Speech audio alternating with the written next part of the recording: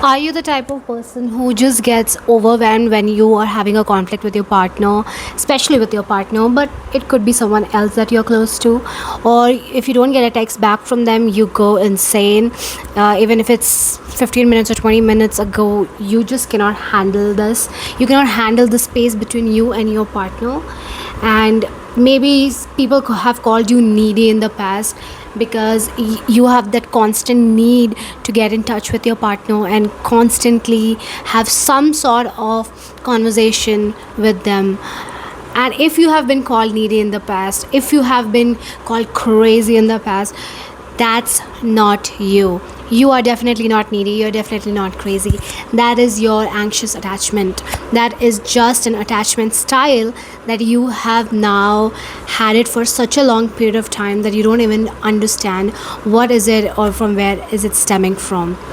So, hi, my name is Adya. I am a physical therapist with a master's in psychology, and let's get into this understanding of why do you have anxious attachment style.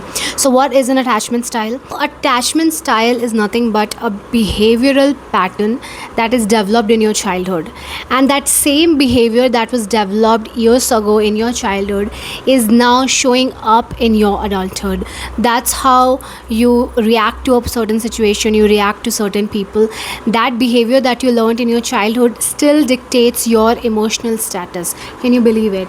The coping mechanisms or the way that you used to get things done in childhood, that's exactly how you choose to do things in your adulthood until unless you change or you work on it. So our first reaction is usually how we would react as a child, as a kid, how we reacted to certain something. If we are triggered, that's how we react. So when it comes to anxious attachment, we are anxiously attached to someone. That means that we are always walking on eggshells around this person. Now what happens is usually it's not that you're anxiously attached all the time to every single person. It's mostly to someone that you're really close to.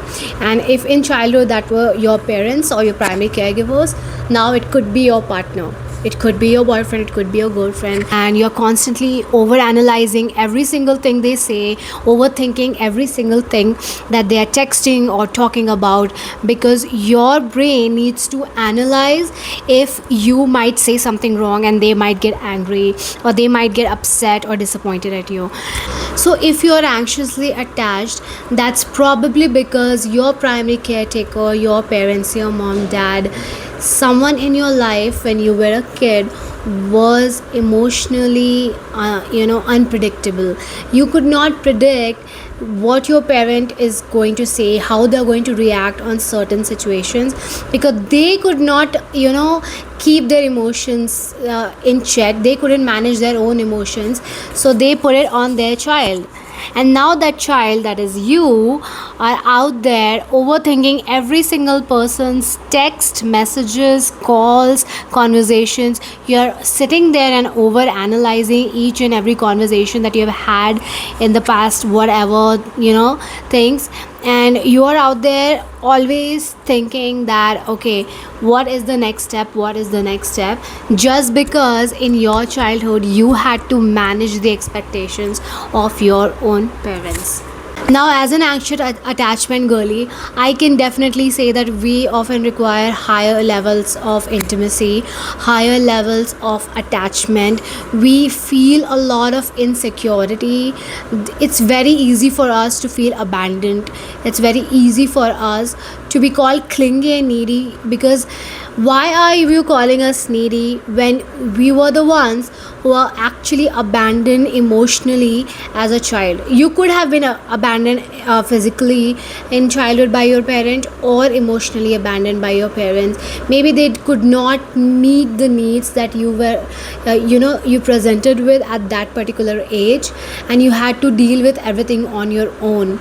Maybe you wanted something from your mom, but at that particular age she was not capable of actually giving it to you. So now you are first of all very much used to doing things on your own, and secondly, when someone comes into your life and you start to like them, you have that constant fear that they are going to leave.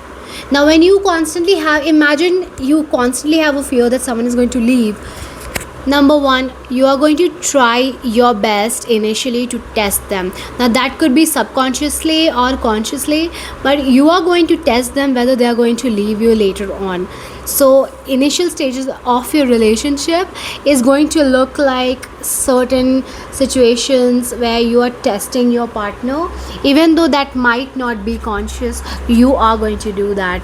Now, when you desire a higher level of intimacy and the person in front of you does not, maybe you always want to hold hands, be close, physically close to someone, and the other person is not used to that, they might call you clingy, but that's not your fault exactly, because that's how you were grown up, that's how you grew up, that's how you coped up in your childhood, and now it's just showing up in your adult life. Now, the few things that can definitely tell you that you are a complete anxious attachment person is, number one, as I told, it's a fear of abandonment. You are constantly in the fear that this person that you genuinely love and care for is going to leave you and go. Second, anxious attachment actually manifests as people pleasing in your day-to-day life. You cannot say no to people.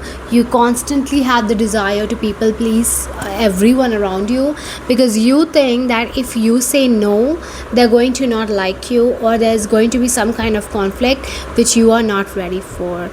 Number three is the hyper fixation.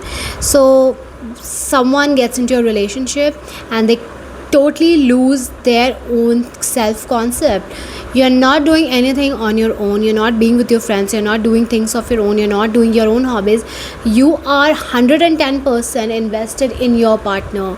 You're doing only the things that they like, you are only doing things with them, and you are not giving yourself the space. You are not doing your own life. Your life has now started to revolve around the other person. Now, when you lose your own sense of self in a relationship, even naturally, whether you have anxious attachment or not, it is going to backfire. If you are going to run behind someone else, how do you expect them to run behind you? I mean, there should not be any running behind, but let's face it, if you're constantly with someone, if you're constantly around them, if you're constantly being, just clingy with them, are you giving them space to come to you? Because you are always there.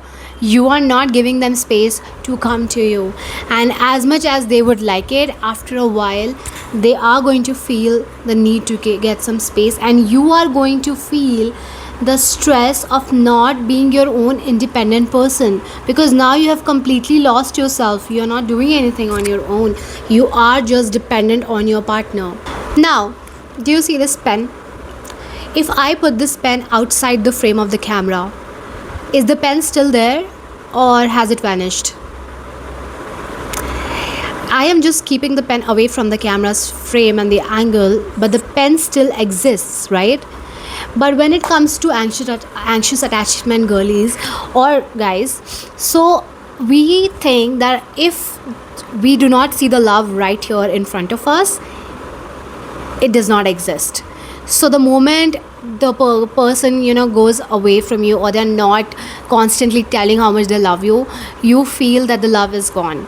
If this is the place where you feel loved and it's not constantly being shown to you, your brain gets activated, gets threatened that, oh my god, is the love gone? Do they not love me anymore?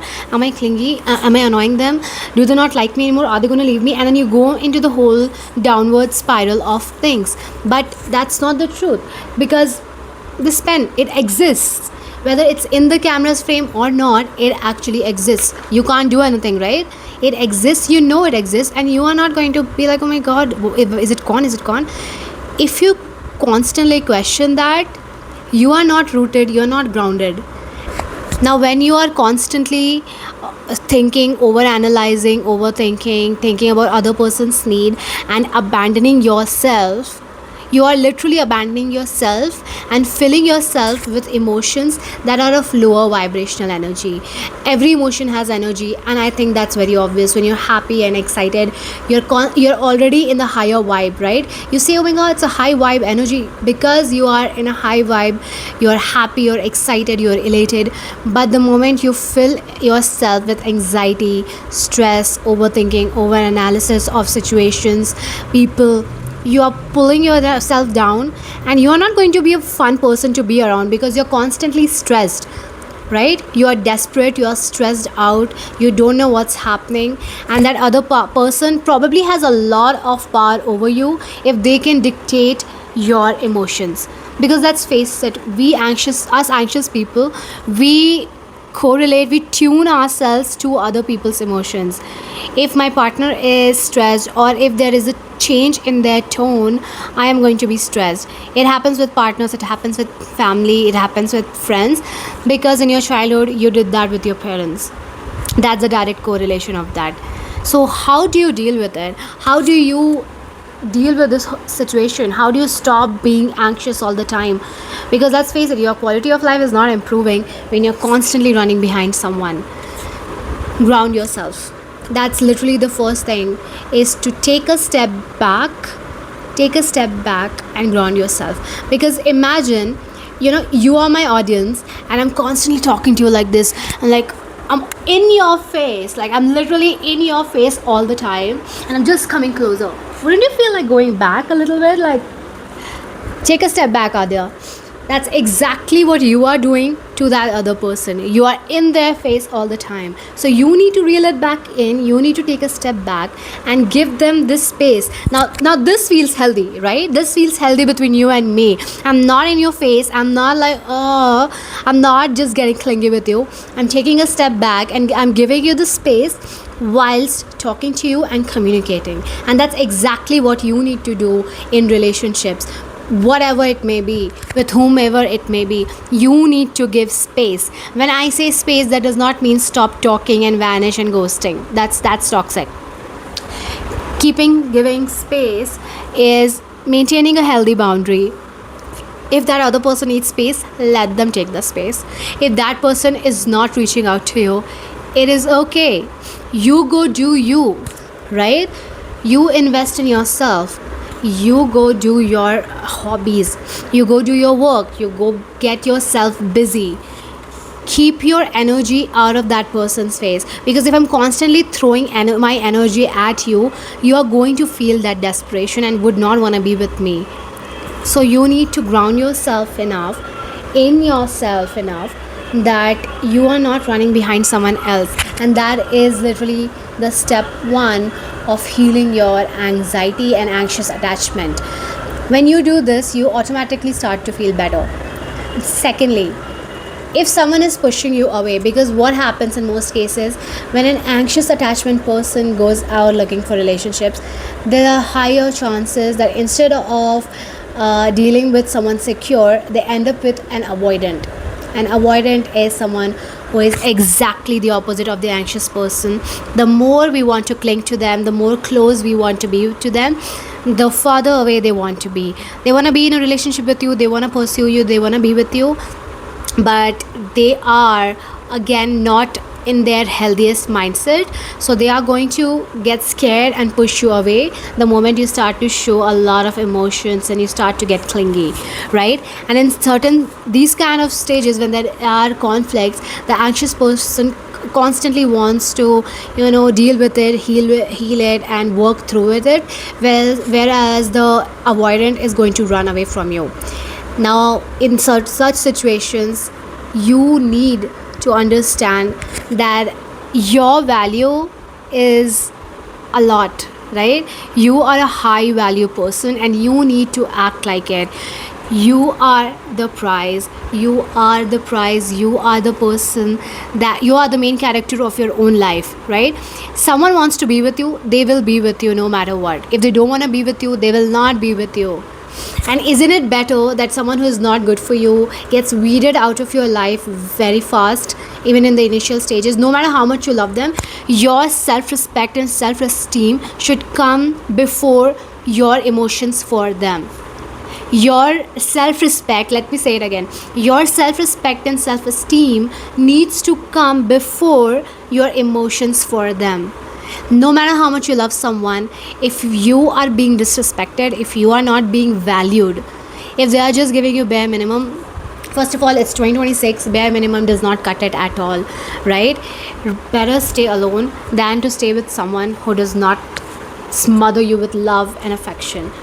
So be grounded, be in yourself, and know your worth. The moment you know your worth, the moment you know that you are the prize, you are the best person to be with, and if someone is not putting in the effort and someone is not understanding you, they do not deserve you. And when it comes to an anxious attachment, when you are working towards being secure, when you are grounded in yourself, and you are with a secure person who does not trigger your anxious attachment at all, isn't that the best thing ever? So ground yourself, tune in with yourself, tune in with your own body, listen to your body, because your body tells you more than you know. You just have to listen to it. The more you hear, the more you improve yourself, right?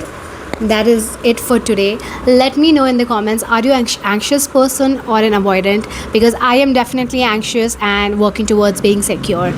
That is it. Bye bye.